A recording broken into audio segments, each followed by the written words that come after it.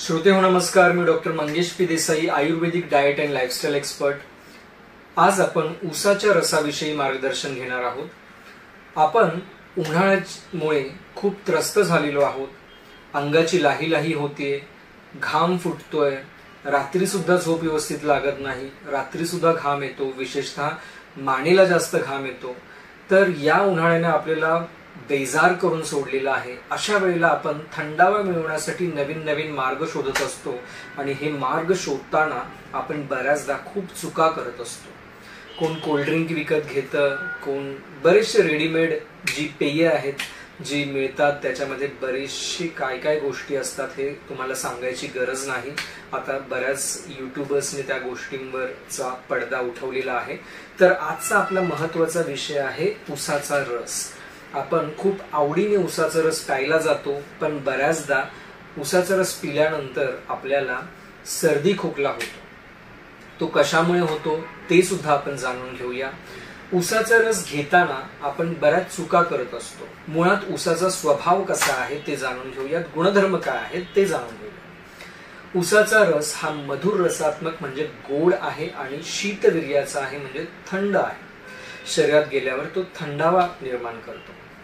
परंतु ऊसामध्ये आपण बऱ्याचदा काय करतो, बर्फ टाकून घेतो आणि या बर्फामुळे काय होतं की तो जिभेला किंवा आतमध्ये जाताना सुद्धा आपल्याला थंड जाणवतो। तर शीतस्पर्श स्वरूपात औषध किंवा आहारीय घटक शरीरात जाणं हे अपेक्षित नसतं, कारण त्याने तुमचा अग्नी मंद होत असतो आणि कफाचे आजार वाढत असतात। तर ऊसाचा रस जो आहे त्यामध्ये बर्फ घालून घेऊ नका, कारण सर्दी खोकला तुम्हाला ओढवून घेऊ शकता तुम्ही। आणि ज्यांना ऑलरेडी लहान मुलं असतील त्यांना तर नक्कीच या गोष्टीपासून लांब ठेवा।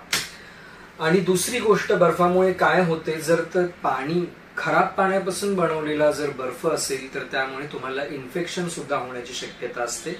किंवा बऱ्याचदा मी बघितलेलं आहे की मुंबईला असताना जो बर्फाची लादी आहे त्याच्या भोवती गोणी गुंडाळलेली असते, ती गोणी वर्षानुवर्ष वापरलेली असते, धुतात की नाही हे सुद्धा माहिती नाही। आणि हे ऊसाच्या रसात घालण्यासाठी किंवा इतर रसात घालण्यासाठीच्या या बर्फाच्या लाद्या आहेत, ह्या प्लॅटफॉर्मवर ठेवल्या जातात, तिथून उचलल्या जातात, दुसऱ्या प्लॅटफॉर्मवर ठेवली जाते आणि पुन्हा वर चढून बर्फाची लादी आहे ती उचलली जाते। आता प्लॅटफॉर्मवर किती घाण असते तुम्हाला वेगळं सांगण्याची गरज नाही। तर अशा पद्धतीने तुम्हाला वेगळंच इन्फेक्शन होण्याची शक्यता असते, अशुद्धतेमुळे, अनहायजेनिक कंडिशनमुळे। ठीक आहे, तर त्यासाठी बर्फ घातलेला ऊसाचा रस घेऊ नका। आणि अजून एक महत्वाची गोष्ट म्हणजे आल्याचा रस आणि लिंबूचा रस जो आहे ह्या ऊसाच्या रसमध्ये घातला जातो बऱ्याचदा। आणि आलं आणि लिंबू दोन्हीही उष्णवीर्य आहेत, उष्णता आहे त्यामध्ये, त्यामुळे तुम्ही ते घालणं त्यामध्ये खरं म्हणजे अपेक्षित नसतं। जर तुम्ही उन्हाळी लागली असेल, लघवीला जळजळ होत असेल, लघवी साफ होत नसेल, या गोष्टीसाठी जर तुम्ही ऊसाचा रस घेत असाल तर तो तुम्ही प्लेनच घेणं अपेक्षित आहे, त्यामध्ये काहीही न घालता। खास करून उष्णवीर्य गोष्टी तर अजिबात घालायला नको। उष्णवीर्य गोष्टी, आल्याचा रस आणि लिंबूचा रस तुम्ही कधी घालू शकता, जर तुम्हाला मुतखडा असेल तर त्यावेळेला एक वेळ ही गोष्ट घातली तर चालू शकते, कारण मुतखड्यामध्ये काय सांगितलेलं आहे, प्रधान दोष जो आहे त्यामध्ये कफ दोष असतो, त्यामुळे त्यामध्ये तुम्ही अशा स्वरूपाचा ऊसाचा रस घेऊ शकता, आलं लिंबू घातलेला।